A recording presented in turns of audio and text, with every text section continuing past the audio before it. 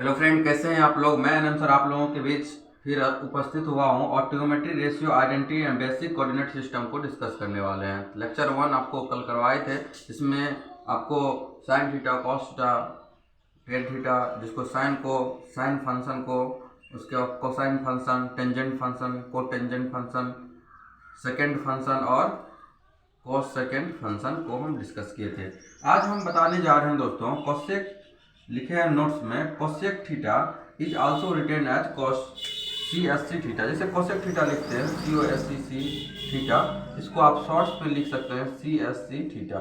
ये इसका लिखने का ये सिंपल तरीका है। ठीक है दोस्तों, अब हम पॉइंट 1 में लिखे हैं अबव डिफाइंड सिक्स रेशियो को जो कर डिफाइंड किए थे of two sides of triangle A B C, called trigonometrical function. 6 ratio जो बताए थे, sine cos tan, cosec tan, cot, जो भी बताए थे 6 को, उसको हम trigonometrical function of angle theta बोलेंगे। ठीक है, और ट्रिग्नोमेट्रिकल फंक्शन को ही दोस्तों हम सर्कुलर फंक्शन कहते हैं। ट्रिग्नोमेट्रिकल फंक्शन को हम सर्कुलर फंक्शन कहेंगे या ट्रिग्नोमेट्रिकल रेशियो कहेंगे। ट्रिग्नोमेट्रिकल रेशियो बोलिए या ट्रिग्नोमेट्रिकल फंक्शन बोलिए या ट्रिग्नोमेट्रिकल या सर्कुलर फंक्शन बोलिए, तीनों एक ही बात है। ठीक है दोस्तों, तो जैसे हम लिखे हैं ट्रिग्नोमेट्री, यहाँ लिख दिए trigonometric function are also called trigonometrical ratio या सर्कुलर फंक्शन। जैसे ट्रिग्नोमेट्रिकल रेशियो बोलिए या सर्कुलर फंक्शन बोलिए, एक ही बात है। तो दोस्तों हमने दूसरा पॉइंट लिखा है, ये नोट्स का पॉइंट नहीं है, ये एक्स्ट्रा दूसरा पॉइंट है हेडिंग का। Definition of trigonometrical function for angle theta. अगर इसका डिफिनेशन देखा जाए ट्रिग्नोमेट्रिकल फंक्शन का एंगल थीटा के लिए, तो क्या डिफिनेशन बनता है हम आपको डिस्कस करते हैं। जैसे अगर हम ट्रिग्नोमेट्रिकल फंक्शन थीटा लेते हैं, थीटा का कुछ ना कुछ, थीटा को बिलोंग्स करेगा theta minus infinitive to infinitive. ये क्या है दोस्तों कि पहला चीज तो आप एंगल है, ये थीटा एंगल होता है। एंगल कुछ भी हो सकता है, 30 डिग्री, 40 डिग्री, 50 डिग्री, यानी अगर बढ़ेंगे तो पॉजिटिव, अगर इधर जाएंगे तो निगेटिव एंगल। तो देखते हैं definition of trigonometrical function for angle theta belongs करेगा माइनस इन्फिनिटिव से इन्फिनिटिव, तब क्या होगा। An angle in Cartesian coordinate system. पहली बात तो आप कार्टेशियन कोऑर्डिनेट सिस्टम क्या होता है, कार्टेशियन कोऑर्डिनेट सिस्टम क्या होता है। देखिए कार्टेशियन कोऑर्डिनेट सिस्टम का मतलब हुआ कार्तीय, इसका हिंदी देखा जाए कार्तीय, कोऑर्डिनेट माने होगा निर्देशांक, सिस्टम माने पद्धति, लेकिन उतना हिंदी जानने का कोई जरूरत नहीं है। कार्टेशियन कोऑर्डिनेट सिस्टम का मतलब होता है एक्स वाई प्लेन। जब भी कार्टेशियन कोऑर्डिनेट सिस्टम की बात करेंगे तो हम एक्स वाई प्लेन की बात करेंगे। तो कार्टेशियन कोऑर्डिनेट प्लेन मतलब X Y plane. X Y plane क्या होता है, यानी ये देखिए दोस्तों, ये x है और y, यही तो एक्स वाई प्लेन है दोस्तों, यही तो एक्स वाई प्लेन है। इसी को क्या कहेंगे, X Y plane. X Y plane में अगर हम बात करते हैं, इसको तो हम ऑरिजिन कहते हैं दोस्तों, इसका कोऑर्डिनेट 0,0 होता है। ये x है तो x डैश हो जाएगा, ये y है तो y डैश हो जाएगा। हम लिखे an angle is Cartesian coordinate system is said in standard position if it vertex lies at origin. Vertex जो है लाइज करेगा ऑरिजिन पे, and it's initial side lie along the positive x axis. Initial side देखिए, initial side जो है, initial side along the positive x axis. देखिए x axis है, ये इधर जो जाएंगे ये पॉजिटिव होता है, ये दोस्तों ये वाला पॉजिटिव होता है, और ये निगेटिव एक्स एक्सिस है। तो कहता है इनिशियल साइड जो कवर करेगा अलोंग होगा, एक्स एक्सिस के अलोंग होगा। तो मान लीजिए यहाँ से यहाँ तक का एक पॉइंट ले लेते हैं, ये पॉइंट एक ले गए, ये इनिशियल पॉइंट हो गया। ये क्या हो गया दोस्तों, इनिशियल पॉइंट हो गया। इनिशियल पॉइंट का मतलब होता है, अगर हिंदी देखा जाए, प्रारंभिक बिंदु।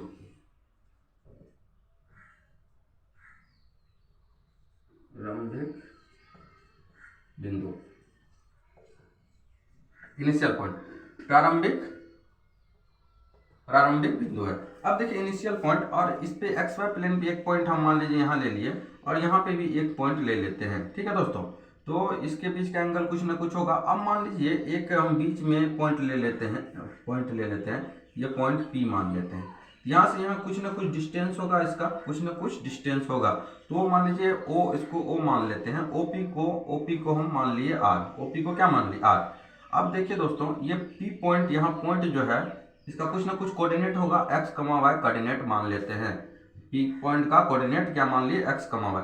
अब देखिए दोस्तों, अगर इसको हम ड्रॉ करते हैं तो अगर ये लाइन को ड्रॉ कर दिए, देखिए ड्रॉ करने का मतलब ये है, जैसे ऐसे ऐसे ड्रॉ कर दिए। अब देखिए यहाँ पे क्या हो गया, एंगल 90 डिग्री हो गया। एंगल क्या हो गया, 90 डिग्री। एक बात बताइए, पी ये एक्स एक्सिस का कोऑर्डिनेट है, वाई एक्सिस का कोऑर्डिनेट है। अगर हम इसको इनिशियल हो गया, ये पी ओ पी क्या हो गया, फाइनल लाइन हो गया। इनिशियल लाइन ओ मान लीजिए यहाँ आर ले लेते, ओ आर क्या हो गया, इनिशियल लाइन। ओ पी क्या हो गया, final line. Final line, initial line भी आप समझ गए होंगे दोस्तों, फाइनल क्या होता है, इनिशियल क्या होता है।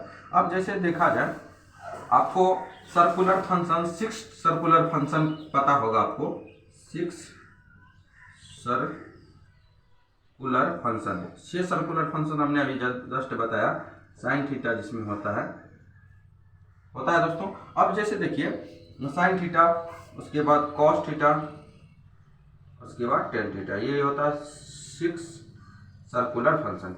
और उसके साइन का कोसेक भी होगा, कॉस का सेक, टेन का कॉट भी होगा। अब इसको देखिए कैसे, जैसे यहाँ से यहाँ ये एक्स एक्सिस के लिए इसको एक्स मान लेते हैं, इसको वाई मान लेते हैं, ठीक है दोस्तों। अब जैसे देखिए, ये जो है यहाँ से यहाँ, इसके बीच में कुछ ना कुछ एंगल बना दोस्तों, इसको थीटा मान लेते हैं, इस एंगल को थीटा मान लेते हैं। तो हम, आपको पता है ये राइट एंगल ट्राइंगल हो गया। ये कौन सा एंगल, राइट एंगल ट्राइंगल हो गया, ऐसे बन रहा है। ये एंगल को थीटा मान लिए दोस्तों, यही मान लिया, इसको y और इसको x और इसको r। अब जैसे दोस्तों आपको पता होगा साइन थीटा बराबर होता है p/h। तो साइन थीटा बराबर p/h होता है। आपको हम ये भी बताएं, समकोण के सामने की भुजा को कर्ण कहते हैं। तो ये कर्ण हो गया, r=h हो जाए, ये कर्ण हो गया। ये थीटा के लिए, थीटा के सामने की भुजा क्या कहते हैं, लंब कहते हैं। तो ये p हो गया, परपेंडिकुलर लंब, और बची हुए को हम बेस कहते हैं। तो साइन थीटा का फॉर्मूला होता है p/h, यानी y/r। क्या हो जाएगा, y/r।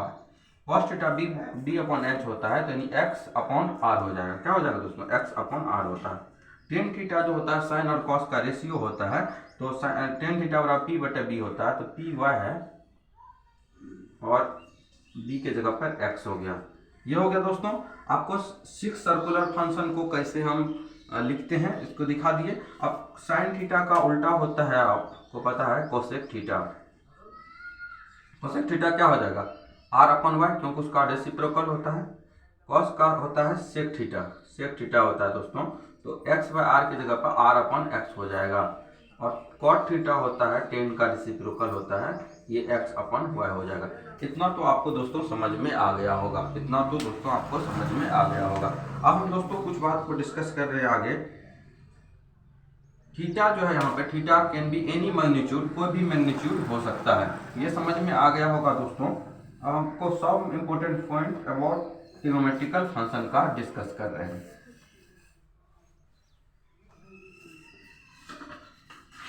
लिख रहे हैं some important point about function, trigonometrical function. Some important point about trigonometrical function को हम डिस्कस कर रहे हैं। जैसे हम लिखते हैं साइन थीटा, जैसे एक हम लाइन लिख रहे हैं, sine theta is one symbol, sign theta is one symbol, sin theta is one symbol, that is sin theta is not equal to sin Guna theta. ठीक है दोस्तों। Similarly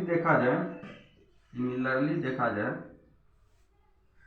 case for other trigonometry, similarly is the case for other trigonometrical function. देखो जैसे हम लिखे हैं sine theta is only, sign theta is one symbol. Sine theta एक इकलौता सिंबल है। जैसे साइन थीटा लिखते हैं, ये अब इकलौता सिंबल है। इसको ऐसे नहीं लिख सकते हैं साइन गुना थीटा, ये लिखना, कुछ बच्चों लिख देते हैं साइन गुना थीटा, ये बिल्कुल लिखना गलत है। जैसे 2x को आप लिखें तो 2 गुना x, ये लिख सकते हैं ये 2x को, लेकिन साइन थीटा को साइन गुना थीटा लिखना ये बिल्कुल गलत है, समझे कि नहीं दोस्तों। जैसे एग्जाम्पल के तौर पर इस बात को समझाने के लिए हम लिखते हैं 3 cos square theta is not equal to cos square cos theta is not equal to 3 cos गुना थीटा। ऐसे लिखना ये बिल्कुल रफ है, ठीक है कि नहीं दोस्तों।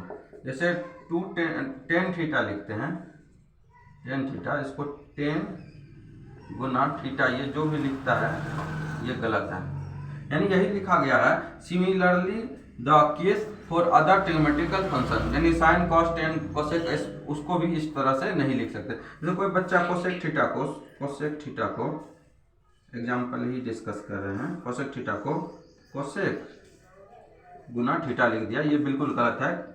Similarly the case of other trigonometrical, ये भी अदर ट्रिग्नोमेट्रिकल फंक्शन को भी ऐसे लिखेगा तो जो लिखना गलत है, समझ गए दोस्तों। अब हम पॉइंट दूसरा लिख रहे हैं, दूसरा पॉइंट लिख रहे हैं, sine theta is written as, क्या लिखते हैं,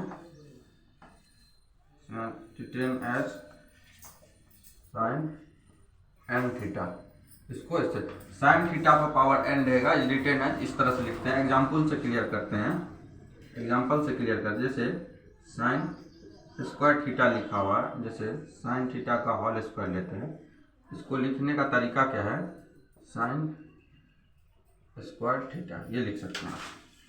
साइन थीटा का क्यूब लेते हैं तो इसको लिखने का तरीका है साइन क्यूब थीटा, समझ रहे हैं दोस्तों। हैं जैसे कॉस थीटा का होल स्क्वायर है, इसको आप कॉस स्क्वायर थीटा लिख सकते हैं, ये लिखें। साइन थीटा पर एन को भी पावर रहेगा, is written as sine n theta, n की जगह पर आप 1 2 3 कुछ भी लिख सकते हैं, जैसे 2 ले लिए, 3 ले लिए, 4 भी ले सकते हैं, ये लिख दिए। अब तीसरा हम लिखाते हैं पॉइंट, तीसरा पॉइंट को डिस्कस करते हैं, लिखते जाइएगा दोस्तों। थर्ड पॉइंट है फॉर एबव डिफिनेशन,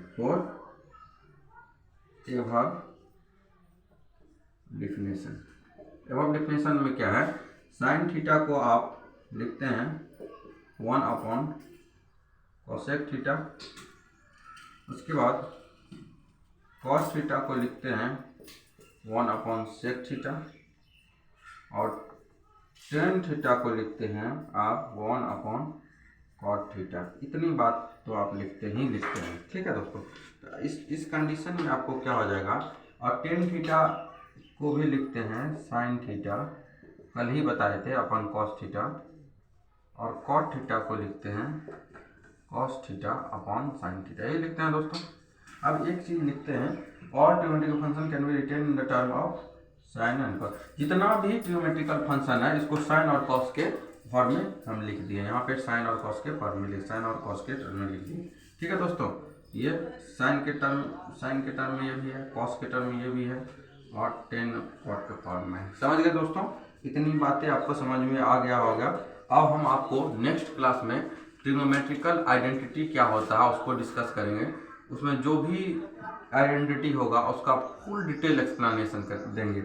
ये दोस्तों आप जितने भी बच्चे 12th क्लास में हैं सबों के लिए बेनिफिशियल होगा, और कुछ बच्चे जो कंपटीशन की भी तैयारी कर रहे हैं उसके लिए, क्योंकि बेसिक है, हर क्लास के लिए इंपॉर्टेंट है, चाहे 10th हो 12th हो चाहे कंपटीशन हो, हर क्लास के लिए बेनिफिशियल साबित होगा। थैंक यू दोस्तों। अगर ये वीडियो अच्छा लगा होगा आपको तो शेयर कीजिए, और इस वीडियो को लाइक कीजिए और चैनल को सब्सक्राइब कीजिए। Thank you for watching it.